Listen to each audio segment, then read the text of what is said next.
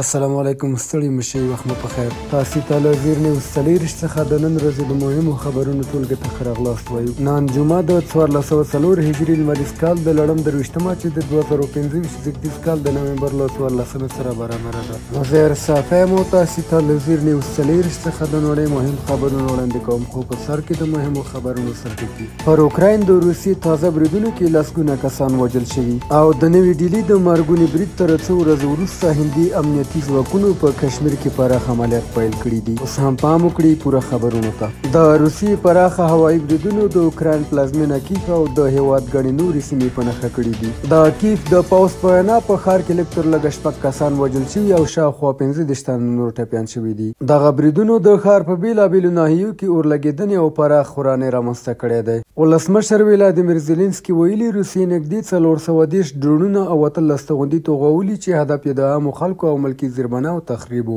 د هغه په وینا لسګونه استوګنیزې ودانۍ زیانمنې شوي او د آذربایجان سفارت ودانۍ هم د توغندي د پاتې شونو له امله تخریب شوې ده. د جرمني د دفاع وزیر بوریس پیسټریوس دغه بریدونه د انسانیت پر ضد عمل بللی او ویلي دي چې روسیه غواړي د ژمي شرایط د اوکراینیانو لپاره لا سخت کړي. په همدې حال کې د روسیې دفاع وزارت ادعا کړې چې 214 اوکرایني ډرونونه یې شنډ کړي هم دي.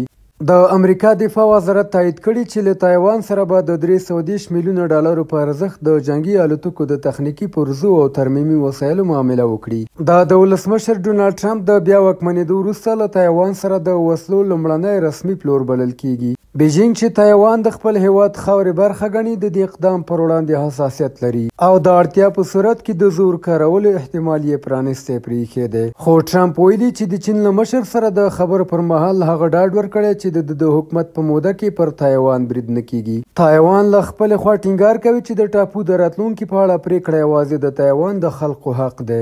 دا پرمختګ په داسې وخت کې راپورته کیږي چې د چین د بهرنیو چارو وزارت تازه خبرداری ورکړی چې د تایوان د خپلواکۍ هر ډول ملاتړ به د واشنګټن بیجینګ اړیکې له ستونزو سره مخ کړي.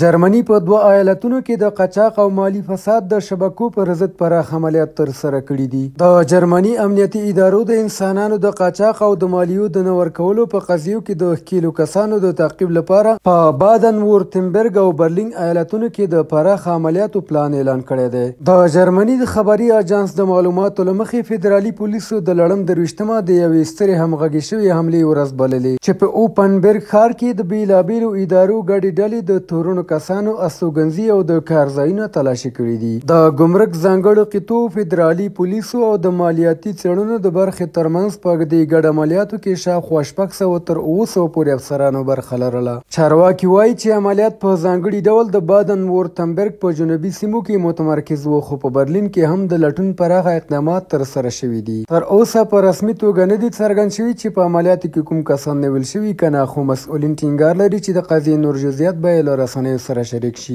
او د پای خبر دا چې د نوې ډیلي د مرګوني برید تر څو ورځې وروسته هندي امنیتي ځواکونو په کشمیر کې پراخ عملیات پلان کړي دي. پولیس وایي چې دا عملیات له چهارشنبې راهیسې روان دي او د جماعت اسلامي د پخواني شبکه‌ییز جوړښت اړوند ځایونه پکې تلاشي کیږي. جماعت اسلامي چې د مودي حکومت هغه په 2019 کال کې غیر قانوني سازمان اعلان کړی و، په دې نویو عملیاتو کې بیا د امنیتي هدف په توګه یاد شوی. که څه هم چارواکي په ښکاره ډول نه ماني چې دا عملیات د نوې ډیلي د جومات د نږدې چاودنې چې 12 تنه پکې ووژل شول له قضیې سره مستقیم تړاو لري، خو پولیس په کشمیر کې د امنیت کچه لوړه کړې او د احتمالي ګواښونو د مخنیوي لپاره یې پوځي حضور زیات کړی دی. بهرني خبرونه همدومره و. د کورنیو او سپورټي خبرونو لپاره زموږ پاڼې وڅارئ. په خواله رسنیو فیسبوک، انسټاګرام، ایکس، یوټیوب او ټیک ټاک زموږ خپرونې خوښې او موږ تعقیب کړئ. ادرس یې زیر نیوز 24 تر سبانۍ خپرونې ښې چارې.